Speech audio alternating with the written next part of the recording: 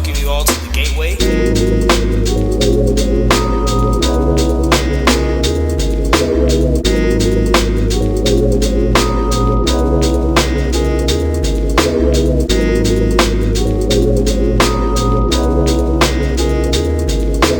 This is The Gateway.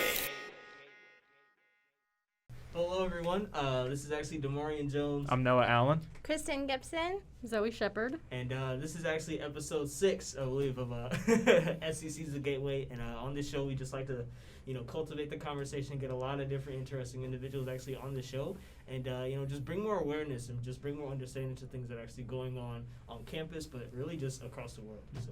Yeah.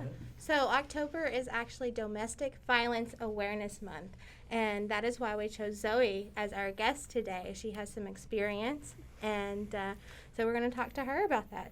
So can you tell us a little bit about yourself and what you've been through? So my name is Zoë Shepard.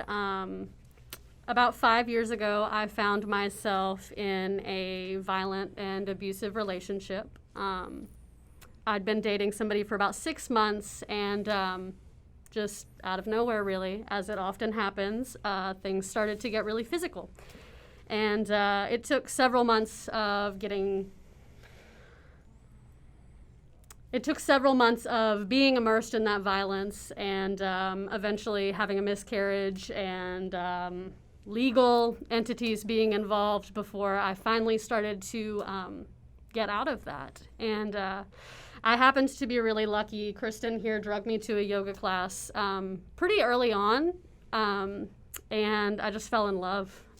It really kind of became a safe place for me to spend my time. I went at least twice a week, and even when I was still living in my situation, I could still come to class, and I often showed up late and disheveled and not always in the best state of being.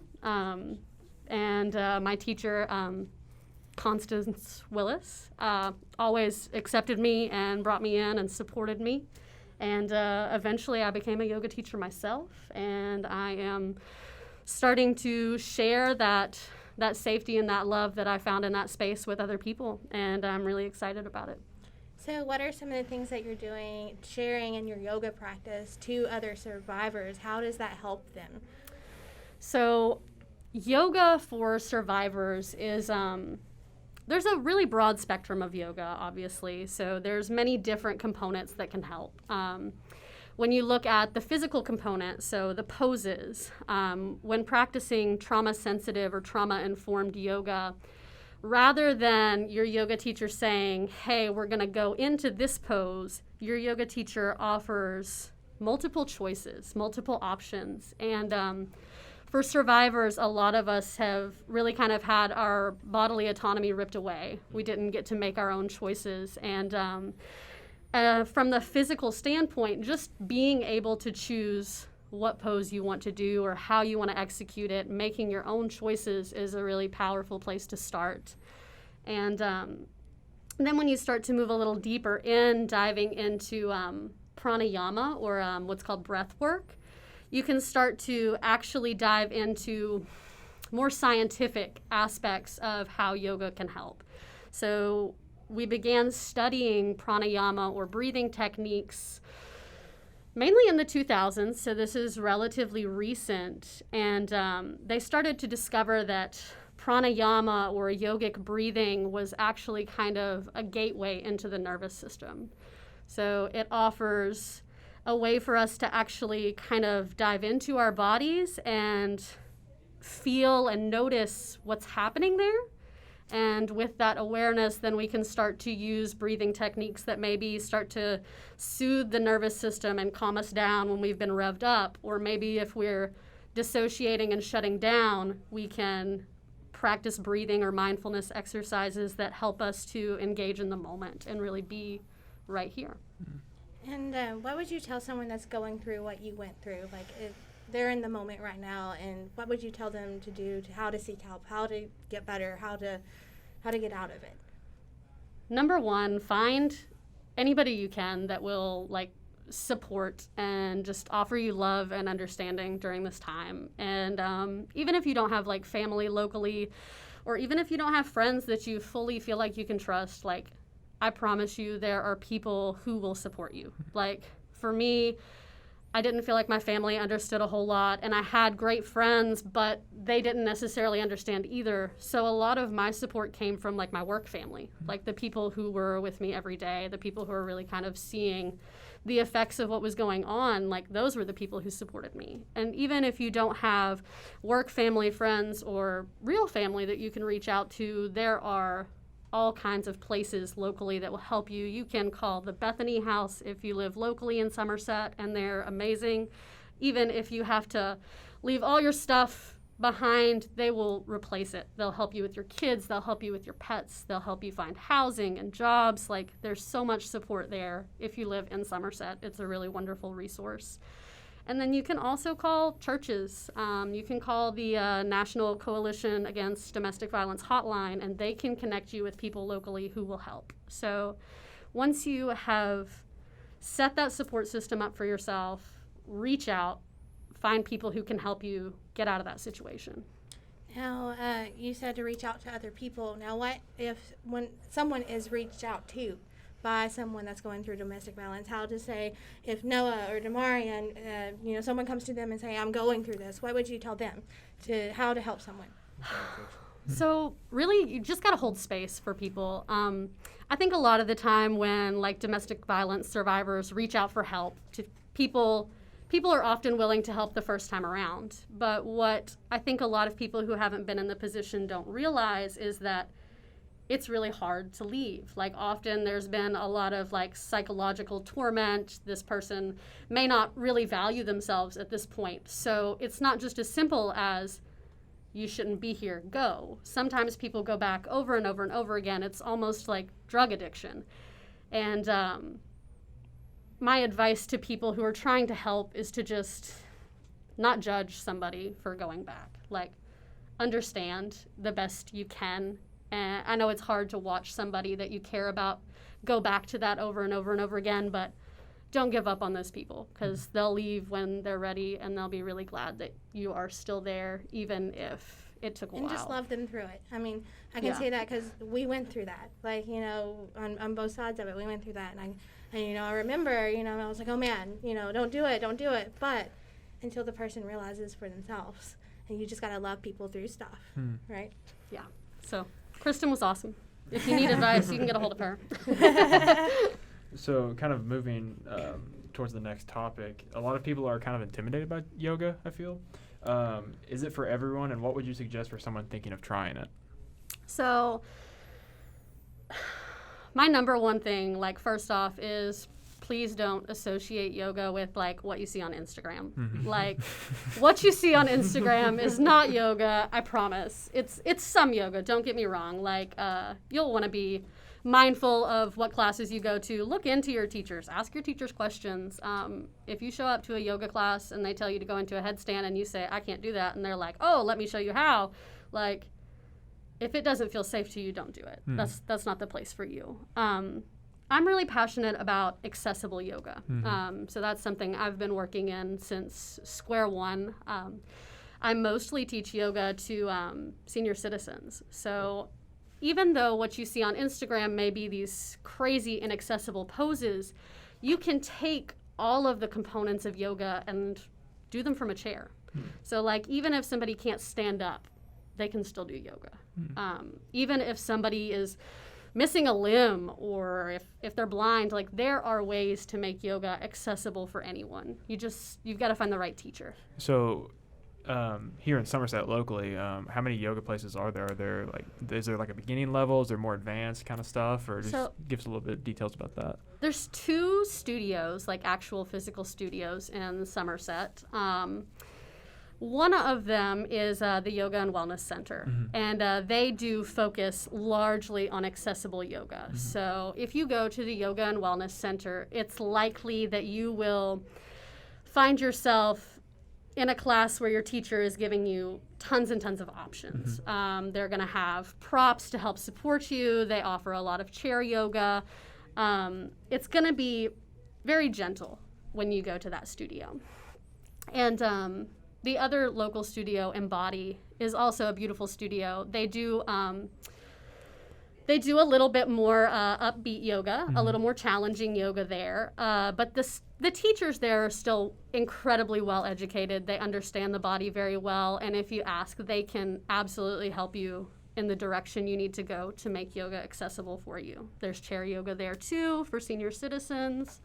So we are kind of lucky in Somerset. We don't really have any of those crazy cult-like yoga studios, thankfully.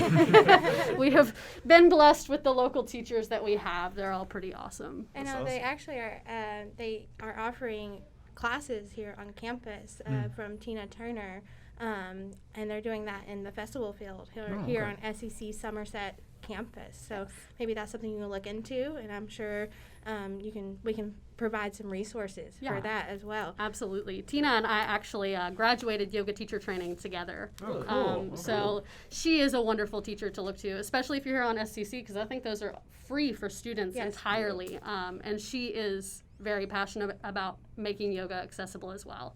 She will offer you options. She will not try and put you into a crazy pose that's not for your body. So she's definitely somebody good to look to if you're at the school, especially. So kind of in means of breaking of the barriers, it's where I even myself, I come from a history of abuse, and I've been drugged several times. Between like the age of like 8 and 14, I went from seeing people inject heroin to seeing people shot to experiencing abuse myself by the hands of my own mother. And I think there's kind of like there's a mindset while you're in the box versus what the mindset is like outside of the box. So it's kind of that transitional piece. What would you say is, I know you've kind of trickled on that, but kind of just in means of like meditation and self-reflection, which I think a lot of people are, rethinking now and actually, endeavoring upon over the past 6 or so months. What would you kind of say is like a great way to start, seeking that understanding, or just to kind of like void that barrier between those topics? So you've really got to start your yoga practice wherever works for you. So maybe you come to yoga and, a lot of people who've experienced trauma are not ready to shut their eyes and lay down in a dark room for 20 minutes with other people. Right. That doesn't sound relaxing to them at all. That sounds like mortifying. And that's very understandable. So maybe for somebody in that situation, you'd like to start with just movement. So just taking the time to explore some twists, explore grounding, explore being in the moment, and just kind of noticing what you feel in your body. For some people, they may be able to start with breath work. So it's kind of pranayama or breathing techniques are this wonderful way to kind of help us to quiet our minds, because that's really tough. Even I've been teaching yoga for about 4 years, and I still can't just shut my mind off. But when we focus on the breath, it allows us to really tune in to what's happening in our body. It allows us to tune into this moment and kind of quiet that, even if we can't shut it off. And starting your yoga wherever feels comfortable to you, whether that's your asana or your movement practice or your breathing practice, or even if you feel best jumping right into meditation.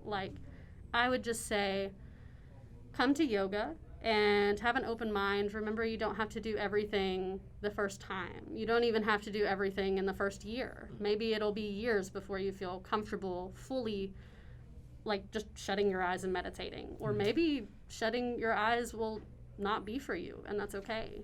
Just let your yoga practice be what serves you, and don't feel like you have to do anything that doesn't. Now, you started a survivors group on Facebook, and you have videos teaching survivors that they can do yoga from their couch, from their home, from the beginning stages of yoga. Now, is that correct? And what does that kind of look like, and what can people do to be a part of that? So all you have to do to be a part of it is look it up on Facebook and join. It'll ask you 3 simple questions. You just type in your answers, send it through, and I'll bring you into the group as soon as I see it. In the group, we're offering a lot of content about how to use simple yogic practices to better and enrich your life. So yesterday we did a centering practice. So it was very simple. There wasn't a whole lot of crazy movement. We sat in the chair, and for about 5 minutes, we sat in the chair and just took time to feel our feet against the floor and just feel our breath. Kind of notice any feelings that came up for us physically or emotionally, and just sit with that and observe it, And then we gradually moved to standing to work on a balancing pose. But instead of focusing on this idea of balance as being you stay upright and you succeed, or you fall down and you failed, we look at it as, when we wobble, what do we learn? Like, what is there to be learned in those moments where we're stumbling and we're falling down? And